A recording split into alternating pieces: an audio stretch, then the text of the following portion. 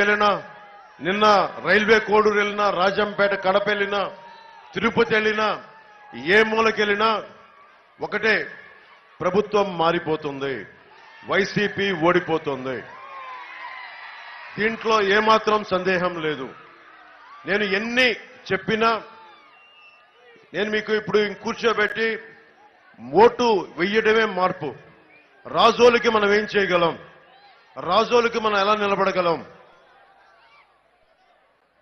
ఇది కోనసీమ ప్రాంతం. ఇది కొబ్బరి కొడుకుని పెద్ద కొడుకుగా చూసుకునే, కొబ్బరి చెట్టుని పెద్ద కొడుకుగా చూసుకునే నేల ఇది. ఇలాంటి పచ్చడి, ఇందాక వరప్రసాద్ గారు చెప్తా ఉన్నారు, రాష్ట్ర విభజన జరిగినప్పటి నుంచి కూడా కోనసీమ జిల్లాల మీదే దృష్టి అందరికీ.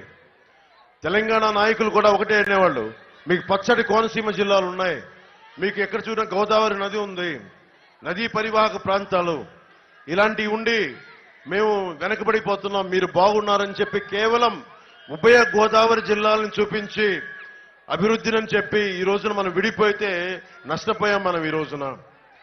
అలాంటి ఉభయ గోదావరి జిల్లాలకి గోదావరి పారుతూనే ఉంది ఒకవైపు, కానీ తాగడానికి నీళ్లు లేవు. లంకల గ్రామాలకి చిన్నపాటి వరదొస్తే దారి లేకుండా పోతా ఉంది, నీటి సౌకర్యం లేదు. ముఖ్యంగా కోనసీమ రైతాంగం మనకి రాజమండ్రికి వచ్చి నాకు క్రాప్ హాలిడే ప్రకటించాం, మా పరిస్థితి ఏంటని చెప్పి ఒక్కొక్క కష్టం చెప్తే నిజంగా నాకు కదిలిపోయాను. కోనసీమ రైతాంగానికి మీరు చెప్పిన సమస్యల్ని నా గుండెల్లో తీసుకున్నాను. ఆ రోజు మీరు చెప్పిన పాయింట్స్ అన్ని రాసుకున్నాం. ముందుగా అన్నం పెట్టే కోనసీమ రైతాంగానికి ఉమ్మడి కూటమి Bharatiya Janata party, Telugudesam party, Janasena party, ఈ కూటమి రైతాంగానికి ఎంత బలంగా నిలబడదో మీకు తెలియజేసుకుంటాను. ఎమ్మెల్యే రాపాక గారి అవినీతి గురించి మళ్ళీ మాట్లాడుతున్నాం.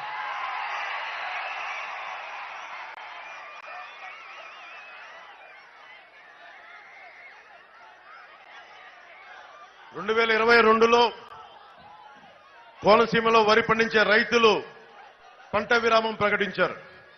నీరు అందించడంలో ప్రభుత్వం నిర్లక్ష్యం, కాలువల నిర్వహణ లేక ముంపు సమస్య, పెట్టుబడి పెరిగిపోవడం, మద్దతు ధర ఇవ్వకపోవడం, పంటలు వేయలేదు.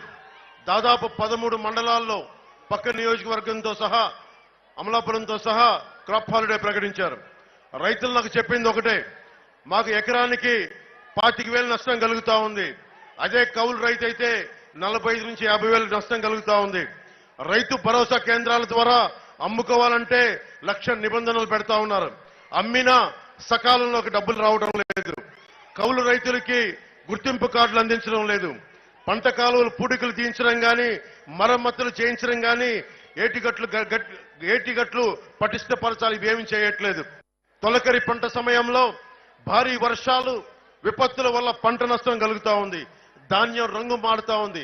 ఇది మా దృష్టికి తీసుకొచ్చిన సమస్య. కాలువ గట్లే డంపింగ్ యార్డులు, ప్రతి పంచాయతీల్లో ఉన్న చెత్తంతా తీసుకెళ్లి కాలువ గట్ల మీద, గోదావరి గట్ల మీద పోస్తుంటే దాంతో కాలువలు, నదులు కూడా కలుషితం అవుతా ఉన్నాయి. డ్రైనేజ్ కాలువల్లో కూడా పూడుకులు తీలేక మొత్తం మురుగునీరు వచ్చేసి కుళ్ళిపోతా ఉంది పంట. ఇవన్నీ చెప్తా ఉన్నారు. పంట కాలువల నిర్వహణ లేదు, దీని గురించి అధికారులకు శ్రద్ధ లేదు, ప్రభుత్వానికి శ్రద్ధ లేదు, ఉన్న ఎమ్మెల్యేకి శ్రద్ధ లేదంటే ఆ రోజు నేను ఒకటే మాట చెప్పాను. నేను 3.5 ఎకరాలు మాకు చిన్న వ్యవసాయ భూమి ఉండేది మొగల్తూరులో. ఒక్కొక్క సెంటు 2 సెంట్లు మనకి ఆర్థిక ఇబ్బందులు వచ్చినప్పుడల్లా పెళ్లిళ్ళు చేయాలన్నా చిన్నమ్మలకి అమ్ముకుంటా వచ్చాం. ఒక రైతు కష్టం నాకు తెలుసు. అందుకనే రైతాంగాన్ని నేను మాటిస్తున్నాను, వచ్చిన సంవత్సరం లోపే నేను మీకు ఏమైతే సమస్యలు ఉన్నాయో, గిట్టుబాటు ధర కానీ, సాగునీటి సమస్య కానీ, ఇవన్నీ నేను ముందుండి నేను మీకు మాటిస్తున్నాను.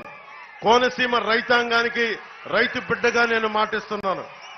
పిఠాపురం నుంచి పోటీ చేస్తున్నాను. మీకు అందుబాటులో ఉంటాను,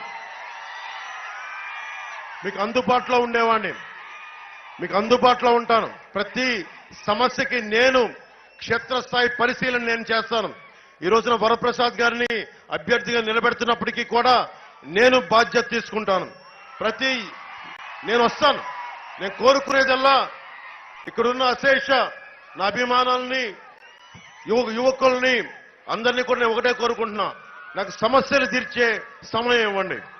ఫోటోలకి మీద పడ్డా లేదంటే నన్ను వెళ్ళనివ్వకపోయినా క్షేత్రస్థాయి